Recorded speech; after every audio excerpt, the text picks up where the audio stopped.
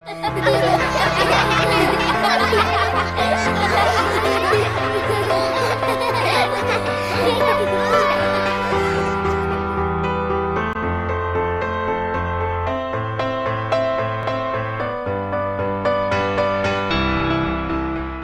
পাঠ শুরু করার আগে খেলাধুলো, গান, গল্প বলা, হাতের কাজের মাধ্যমে 3 থেকে 6 বছরের শিশুদের একটা ঝকঝকে জীবনের হদিশ দিতে বেশ কিছু বছর ধরে উঠে এসেছে রাজ্যের অঙ্গনওয়াড়ি কেন্দ্রগুলি। পশ্চিমবঙ্গের 1,16,759টি অঙ্গনওয়াড়ি কেন্দ্রের মাধ্যমে স্বাস্থ্য, পুষ্টি ও শিক্ষার সাথে প্রথম পরিচয় হচ্ছে প্রায় 27 লক্ষ শিশুর।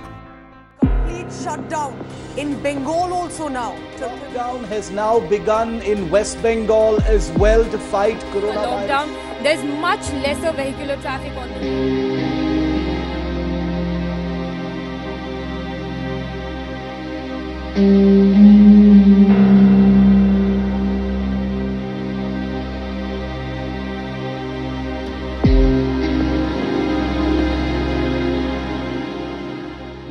লকডাউনের সময়েও থেমেছিলেন না এই শিশুদের প্রিয় অঙ্গনওয়াড়ি দিদিরা এবং সহায়িকারা। এই অত্যন্ত প্রতিকূল পরিস্থিতির মধ্যেও এই শিশুদের বাড়িতে বাড়িতে খাদ্য সামগ্রী পৌঁছে দিতে, কোভিড অতিমারির বিষয়ে সচেতন করতে এগিয়ে এসেছেন রাজ্য জুড়ে 1,08,504 জন অঙ্গনওয়াড়ি কর্মী।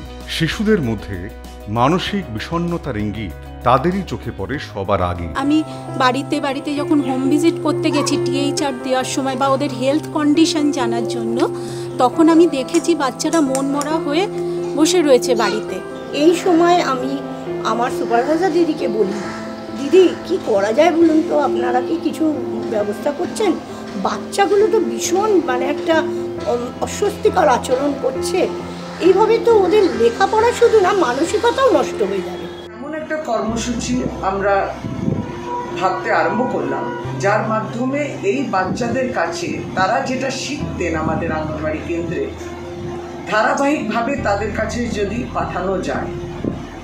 এমন অবস্থায় এই কর্মসূচি, যেটাকে হোম বেসড পেরেন্টিং বলছি আমরা, যেখানে মা বাবা এবং অভিভাবকদের প্রত্যক্ষ অংশগ্রহণ থাকবে, হাসির ছলে, মজার ছলে, খেলার ছলে, তারা শুধু প্রাথমিক শিক্ষা নয়, তার সাথে সাথে শিশুরও সার্বিকভাবে ভালো থাকার এই বিষয়টা আমরা তাদেরকে খুশি রাখার জন্য একটা সুন্দর প্রচেষ্টা গ্রহণ করলাম।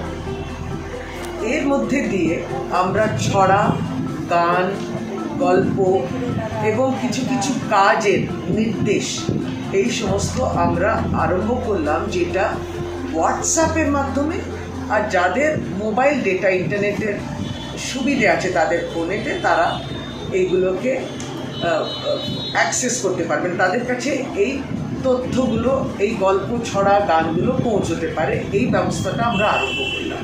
আমরা একটা অদ্ভুত দৃশ্য দেখলাম।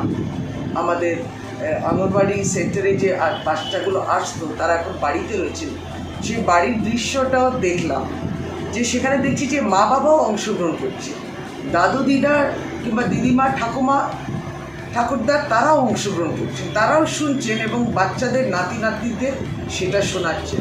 আমার ভীষণ আনন্দ হচ্ছে যে আমি বাচ্চাদের সঙ্গে যোগাযোগ করতে পারছি, এমনকি তাদেরকে সমস্ত অ্যাক্টিভিটি শেখাতে পারছি। যখন লকডাউন হয় তখন আমরা ভেবেছিলাম যে আর কোনায় শিশুয়ালয়ে পাঠাতে পারবো না, বাচ্চাদের কি হবে না হবে।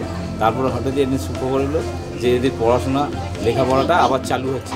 অঙ্গনওয়াড়ি দিদিরা হোয়াটসঅ্যাপে অনেক অ্যাক্টিভিটি করা পাঠিয়েছে, যেগুলো মেয়ে খুব আনন্দ সহকারে এইগুলো পড়ে। এটা আমার খুব ভালো লাগছে যে ও আগের মতো আবার সব শিখছে, প্লাস আমিও ঘরে বসে পড়াতে পারছি। আমার স্মার্টফোন নেই, সেই অনুযায়ী আন্টিরা যে ফোনের মধ্যে পড়াশোনা রুটিন অনুযায়ী পড়াশোনা পাঠান, সেইগুলো আমি পাই না।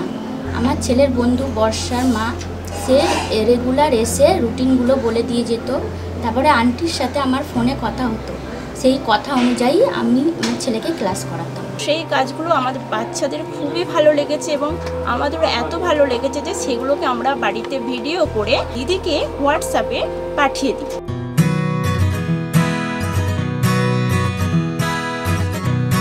জুলাই মাসের শেষে আমরা দেখলাম এই প্রায় 50% আমাদের যে শিশুরা আসেন, তাদের বাড়ি বাড়িতে কিন্তু এই ডিজিটাল এর মাধ্যমে এই মডিউলটা পৌঁছে গেছে এবং তারা ব্যবহার করছে। আমরা কিন্তু এটা দেখে আরো উৎসাহিত বোধ করছি।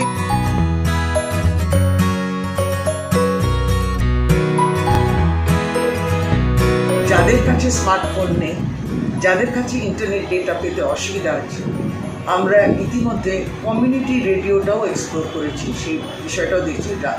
আমাদের যে যাদবপুর কমিউনিটি রেডিও আছে আর পুরুলিয়া কমিউনিটি রেডিও আছে, প্রায় শেষ ধাপে পাকাপাকি হয়ে গেছে। তাদের মাধ্যমেও আমরা রেডিওতে এটা প্রচার এবং প্রসার করব। এই পদক্ষেপটি শিশুদের শরীরে ও মনে ছুঁয়ে দিয়েছে জীবন কাঠি।